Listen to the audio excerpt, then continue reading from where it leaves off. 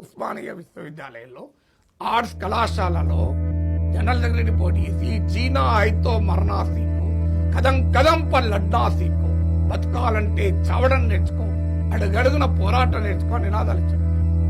నేను ఆయన భయపడేది 20 ఏళ్ల కింద వాళ్ళ పార్టీతో సహా టీడీపీతో సహా అన్ని రాజకీయ పార్టీలు ఓడించండి. సో నేను పేటీ చేయమంటా.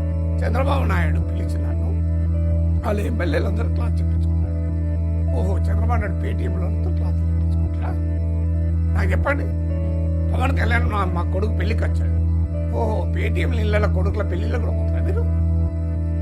భారతీయ జనతా పార్టీ జాతీయ అధ్యక్షుడు జేపీ నడ్డా మా ఇంటికి వచ్చాడు. ఓహో, మీ ఎన్డీఏ కూటమికి అతిపెద్ద పార్టీ బీజేపీ నాయకుడు పేటీఎంలో ఇళ్ళ పోతారా?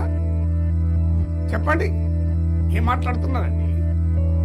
మీకు ఎన్టీఆర్ ట్రస్ట్ వరద బాధితులకు సహాయం చేసిన వారికి అవార్డులు ఇస్తే ఆ అవార్డుల కమిటీ జ్యూరీలో నేను మెంబరు. ఇంకో పెద్దలు రమాదేవి గారు ఇలాంటి వాళ్ళతోని అప్పుడు భువనేశ్వర్ గారు వేదిక పైన ఉండగా నేను అదే వేదిక పైన కూర్చున్నా. అంటే భువనేశ్వర్ గారు పేటీఎం లాంటి వాళ్ళతో వేదిక పంచుకుంటారా?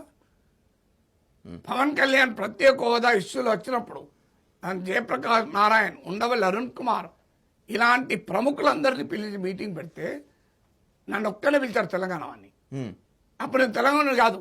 ఎగ్జాక్ట్లీ. అంటే పవన్ కళ్యాణ్ పేటీఎంలతో మీటింగ్లు పెడతారా? మీరు మాట్లాడాలంటే అర్థం ఉండాలి కదండి. ఒక మనిషి వయస్సుకు గౌరవం ఇవ్వాలి, చదువుకు గౌరవం ఇవ్వాలి.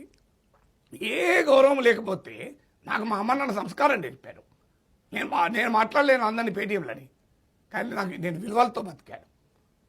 వాళ్ళకి అర్థం కావాలి అంటే నేను ప్రజా ఉద్యమ సంప్రదాయాల్లో పెరిగాను, ప్రజా పోరాటాల్లో రాడు తేలాను.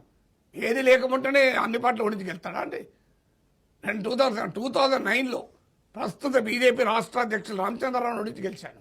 ఎగ్జాక్ట్లీ, అవును సార్. బీజేపీ మద్దతు లేకుండా జీవితంలో తెలుగుదేశం అధికారంలోకి రాలే. మీరు ఎప్పుడైనా చెప్పండి, చంద్రబాబు నాయుడు పవర్లోకి వచ్చాడా బీజేపీ సపోర్ట్ లేకుండా?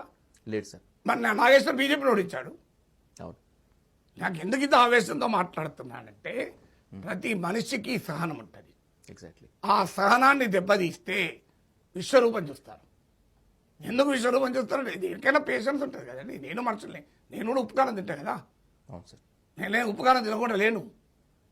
నేనే సర్వసంగ పరిత్యాగుని కానీ కాను.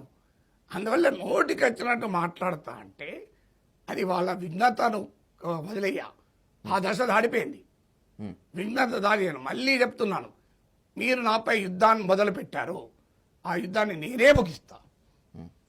సార్, నేను ఎన్నో ఏళ్లుగా మిమ్మల్ని చూస్తున్నాను, మీ నుంచి నేర్చుకుంటూ ఉన్నాను సార్. ఒక జర్నలిస్ట్గా మీరు 10 టీవీకి చైర్మన్గా ఉన్నప్పుడు నేను డెప్యూటీ అవుట్పుట్ ఎడిటర్గా